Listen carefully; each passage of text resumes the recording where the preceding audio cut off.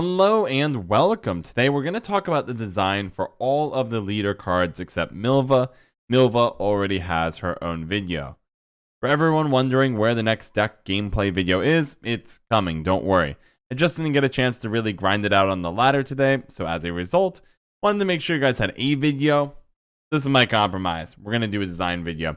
Thank you for bearing with it 2 days in a row, and I hope you're enjoying it. It's fun to share my thoughts on cards. We're going to hit up the other 11 cards. I'm looking on my right screen over here just to make sure I have them all down. And let's go one by one. First one I want to hit, Regis. Regis, if I can spell your name. Regis Reborn. After about a week of playing, I've got to say he's a really bizarre card. I'm not sure if he's good for the game. He's fun. I'm not sure if he's good for the game. Because he's kind of like this giant bandage for bleed decks. When you have bleed, Regis will be potentially a 20-point card. Very easily.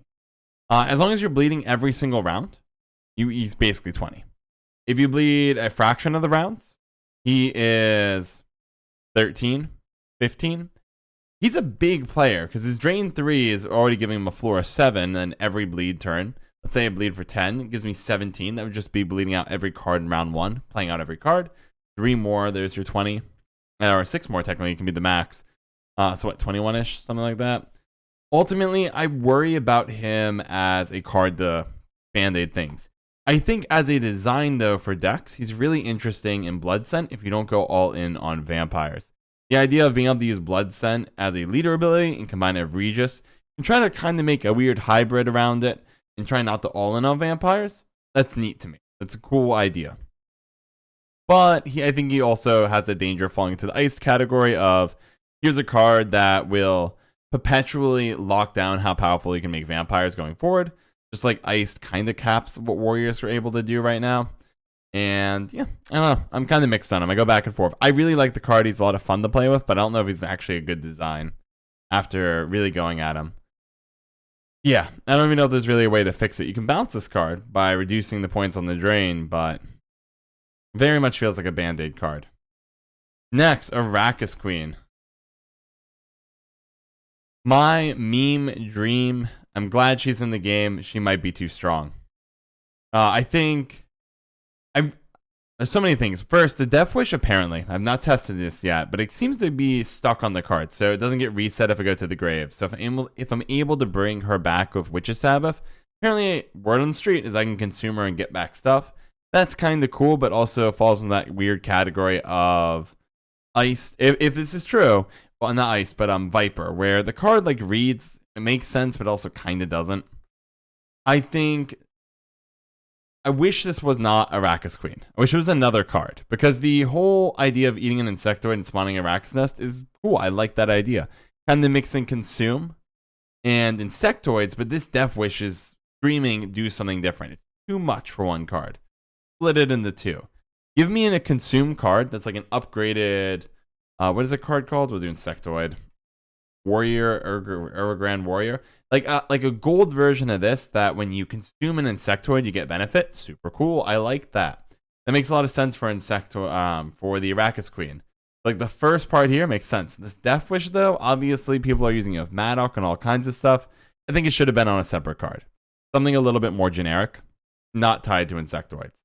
Really cool card. The numbers are easy to bounce. There's a lot of ways you can fix this by upping provision or lowering points here, or vice versa, but I really do think this is strong. I just don't know if I like how it feels like 2 ideas put on one card. Love that she's a meme, though, and her meme effect is amazing. Next card, Ardal. Kind of blowing everybody's mind. I think everyone had this card as trash, and they're finding out it's better than expected, and that makes me really happy. This helps bring out that idea that Nilfgaard tactics are worth paying attention to. And trying to see, if I want to reward Ardal, maybe I should add in Hefty Helga or whatever into the deck. And all in all, I just think it's neat. It's a cool card. It reminds me a lot of Siri, where I might not be able to sneak in the last say, but the ability to just say, here's 7 points, bounce something back, I draw a card, gamble on getting some points off the top, and maybe reset a unit. Neat. I really like the card. I think the design is sick overall. Really good design. I would argue that this design is better than Arrakis Queen or Regis. Best design we've talked about thus far. John, my boy. I like this card. I don't know if it's good. Its meme potential is really high. The ability to run like a 2-0 Nilfgaard deck is neat. And the idea of having cards that are a little bit more consistent that reward you for running like nature cards or tactic cards or spells in your deck to try to find it in early round is wonderful. A card that reminds me, or a card that I think could use this effect really well is Tamara. Right, Tamara's biggest issue for Witch Hunters is I can't find her in round 1. And especially if I want to go for the Whoresun Jr., because Whoresun Jr. works so well with Bounty, because I'm trying to kill something. And Whoresun Jr.'s ability to reach really high, go up to 9 by itself is insane.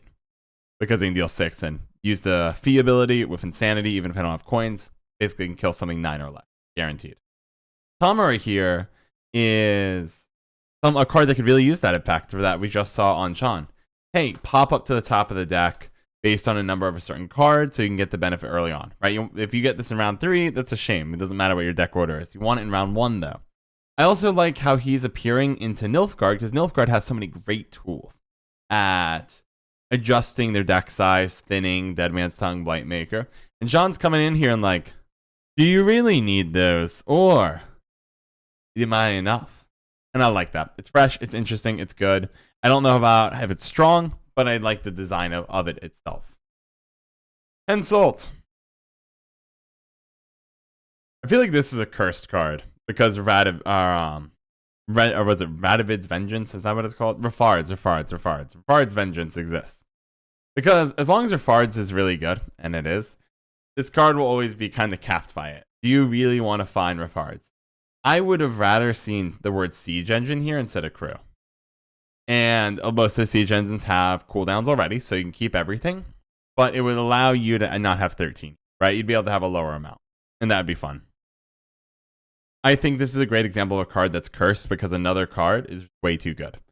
And poor Rafard.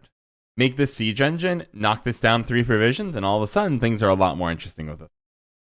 Insult, good design, but a good example of something that's cursed from one singular card. Radavid.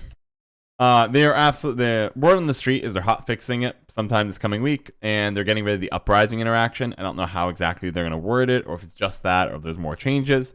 Overall, design's sick.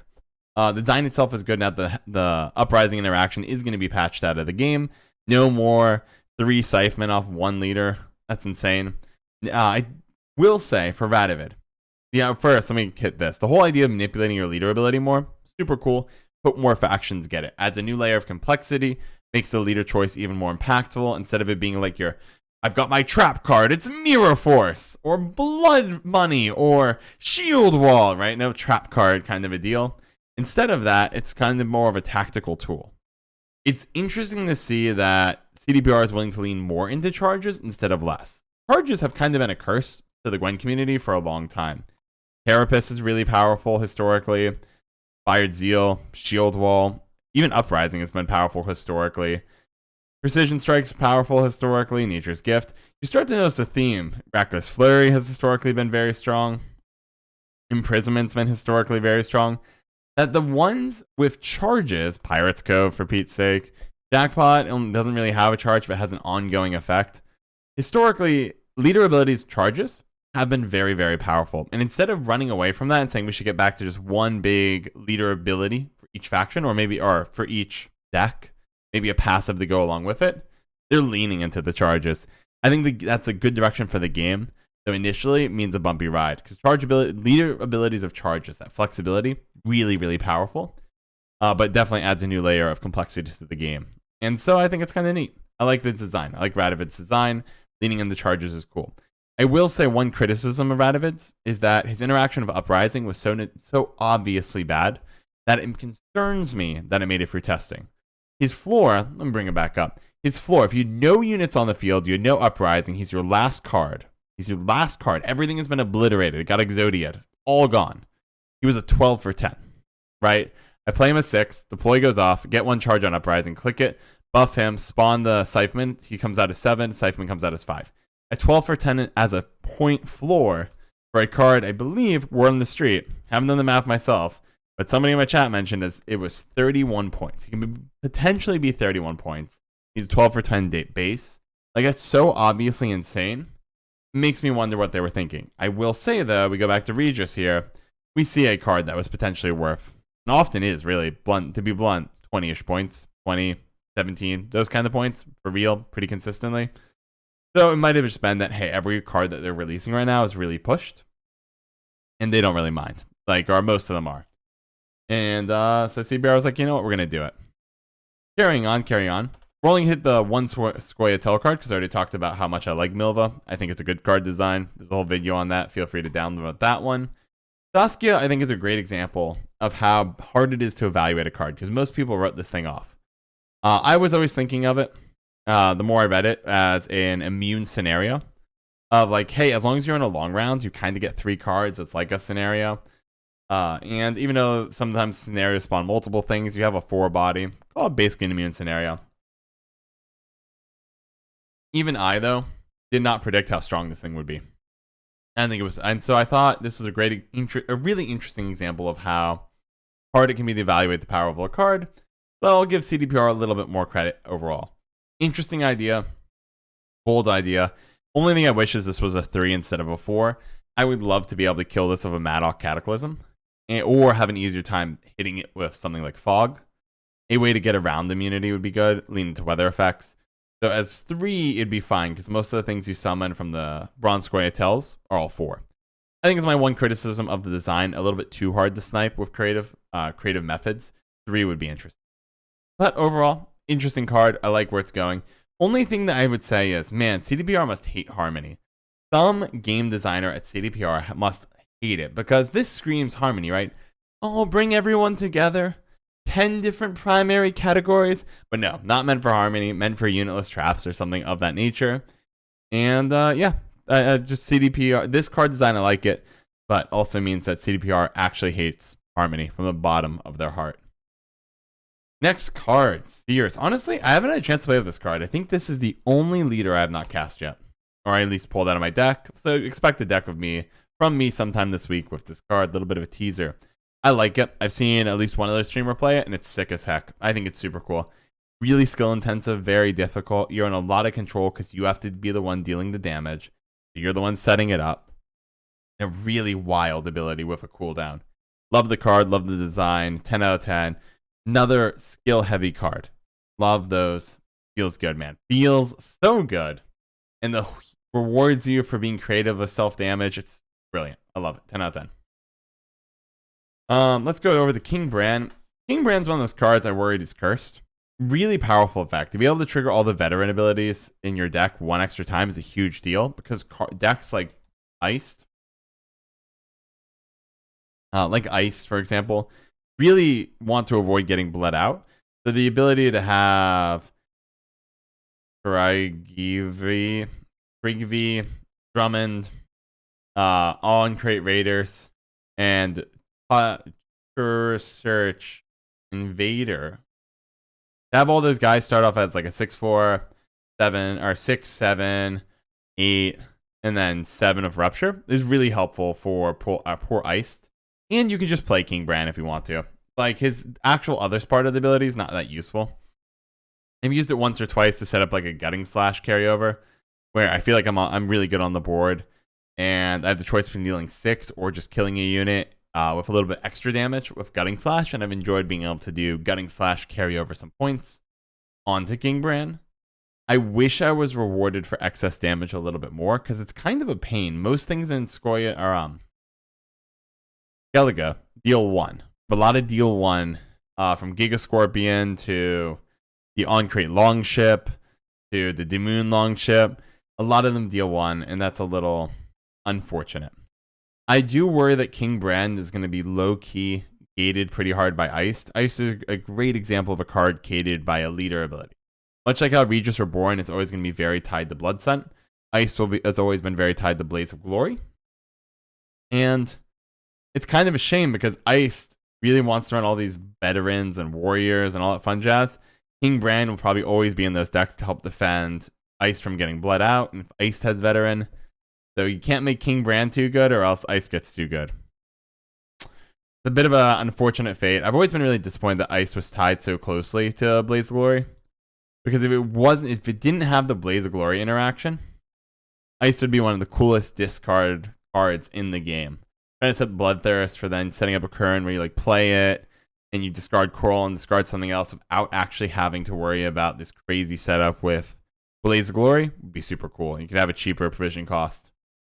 But alas, here we are. Moving along. Yeah, it's always been the disappointing card for me. And King Bran, I worry, will be gated by it. What else do we have next? Ah, yes, we have Hemmelfart. I like this. It goes into more of that Firesworn style coolness. And one of the cool things it does to Firesworn is Fall Knights are kind of the linchpin to the whole deck, and the ability to bring them back is threatening. I do worry about how much spawn for Firesworn has, as well as the lack of deck thinning they usually get. So I would love to see a world where Firesworn stops expanding in a direction of Swarm, but has some ability or some new tools for thinning their deck, as well as some new tools for removing tokens to get or to benefit in some way. But that's not what this card is. It's just more units on the board. Is it strong? Absolutely. But I really do feel like when it comes to golds that spawn, Firesworn's pretty good. I'm not sure this really adds a whole lot to the faction. It's a good card. I'm glad it exists. There's nothing wrong with the design. But I don't think it's quite what Firesworn needs. Firesworn needs ability to hit its gold better. And do I have a deck in here? No. Needs more of ability to hit all of these awesome gold cards. Because you have Jacques, Cyrus, Ulrich, you have Grand Inquisitor, you have cards like Lieutenant von Hurst, you have the 2 Fallen Knights. You have a lot of things you want to track down. You need to track down Dies Array, Sacred Flame.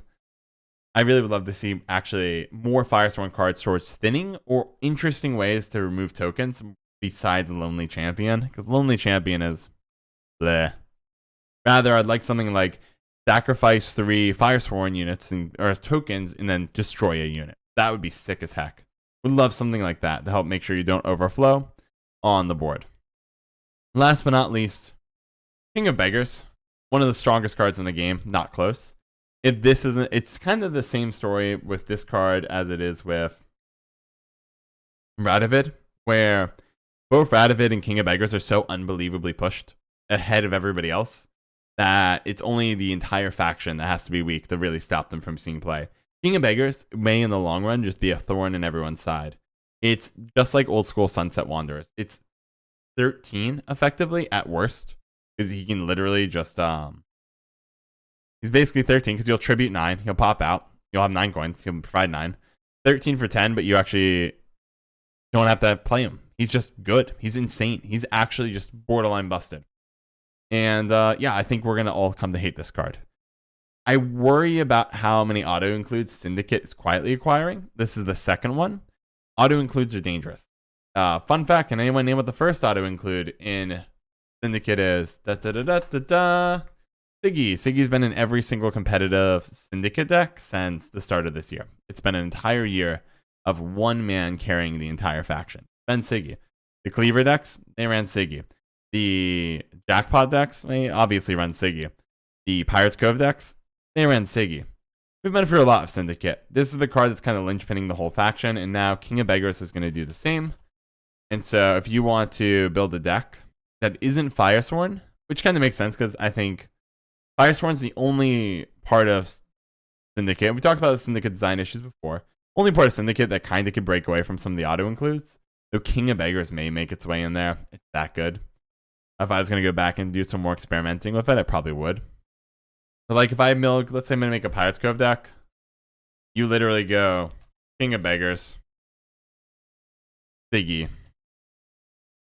and then you start building from here. That's it. If you're watching this, just start every deck like this. If it's not Congregate for pure Firesworn, you start like that. You can change it here. You can change it here. It's so unbelievably outrageous that I'm starting to think, they spawn Tactical Advantage there. I might seriously consider, if I was CDPR and liked how it was, just auto-including both those cards. Just start it off with 23. Those cards are mandatory. Just give them to every player. It'll be fine. All in all, I might as well summarize my thoughts about a week after. The leaders, I love them. I think they're all really pushed. They're all really, really bold. Some of them are less pushed than others, but they're all entering what I would consider dangerous waters. And CDPR was not playing around. Even cards like even Hensel is basically Rafard's Vengeance shooter on a stick. And so Rafard's is so strong that they were probably a little bit nervous. But even so, they still printed it anyways. To me, all these cards are actually fascinating. And they push Gwent in a complex and crazy direction, and I love it. 10 out of 10 in my opinion. I hope more cards like this and more leader drops are like this. It does mean for this next month, a lot of these cards will define the meta and can potentially push other cards out of it. If you want to run none of them, you're probably out of luck. They're that pushed. But in the long run, the design is fascinating. The ideas behind them are cool. Love what CDPR did. Truly a 10 out of 10 drop. I would argue it's the best drop of cards this entire year. It pushes Gwent in a direction I really like, increasing the complexity of it all, and the theme of that has really resonated. I also think that the points, like the point swings that everyone's complaining about isn't there anymore. All these are pretty darn consistent. You know what they're going to do. They're going to hurt. Now, their point floors are all very high, and their ceilings are also very high, but there's a lot less like create or variability of them. You know you're just going to get punched in the stomach. And you know, there's something beautiful about that. You know when you play them, you get to punch your opponent in the stomach. And then when they play their leader or two, they're going to punch you. But no more create, no more craziness in terms of randomness. Now it's just consistent pain. And it's a beautiful thing. I love it. Let me know down below what you thought about the leader drop. And let me also know if you like these design videos. These are my hot takes. And if you are begging for the Gwent gameplay video, obviously, it's coming soon. Hopefully I have one not today, because this came out today. Unless you're watching this in the future, then it came out in the past. But the following day after I put out this video, this should be back. Everything should be back to normal. More Gwent gameplay, more decks for you to play, and things that you can find to enjoy the meta with. Unless I run into like 6 more Milvas. Oh my gosh, if I try to run Arrakis Queen again and hit 6 Milvas or 6 Scoia'tael decks, I'm literally going to cry. It was 1 Precision Strike deck and 5 Milva decks. It was unbelievable. Ruined all my plans for that day. Hopefully tomorrow's a little better. Anyways, YouTube fam, I love every one of you. Thanks for being such a wonderful, wonderful, wonderful part of the Plain Talk family. And I'll see you in the next video. Shoutouts to Ahmed Ali, McRandar, Pseudonym81, and Vincent for being such unbelievable patrons on Patreon. Thank you all so much.